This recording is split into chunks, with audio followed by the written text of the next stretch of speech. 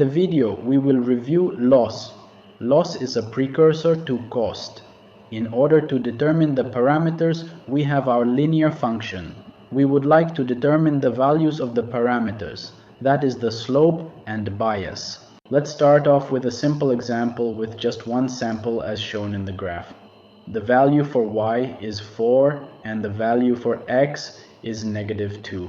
We would like to come up with the slope and bias. Actually, this is an overdetermined problem. That is, there are an infinite number of solutions. In order to make the problem easier, let's just try to determine the slope. In order to find the parameter, we need to find how good our model is. A quantity that is near 0 when our model provides a good estimate, and large when our model estimate is bad. We call this quantity the loss. We do this by subtracting our model estimate by the actual value. We then square it. It's essentially finding the distance from the model estimate, from the actual value we are trying to predict. We would like to determine the parameter, in this case the slope that minimizes this value. This is a function of our parameter. In the training phase, y and x are given. In the final form, our function looks like this. It's referred to as a criterion function or loss function. The goal is to determine the parameter or slope that minimizes this function.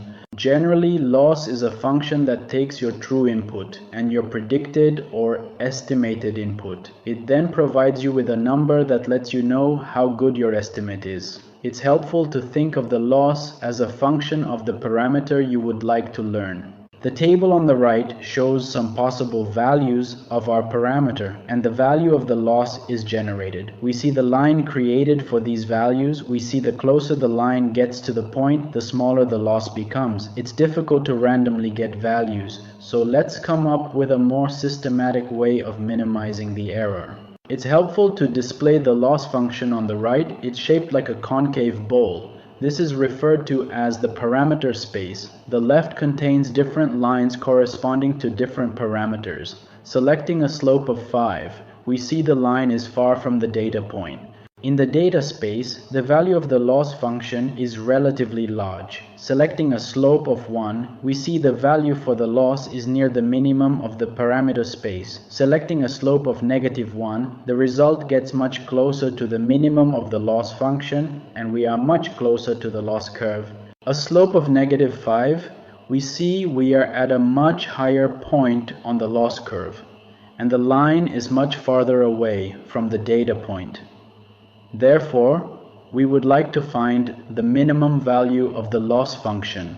If we look at the derivative of the loss function, we see there is a negative value on the left side of the minimum and a positive value on the right side of the minimum. Finally, there is a 0 at the minimum.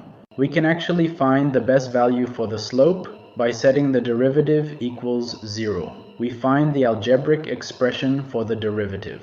Do some algebra and we get the best value for the slope, but we will not be able to do this for more complex deep learning models. But we can still use the derivative to help us find the minimum. Thanks for spending your time with me. If you have any questions or ideas, drop a comment below.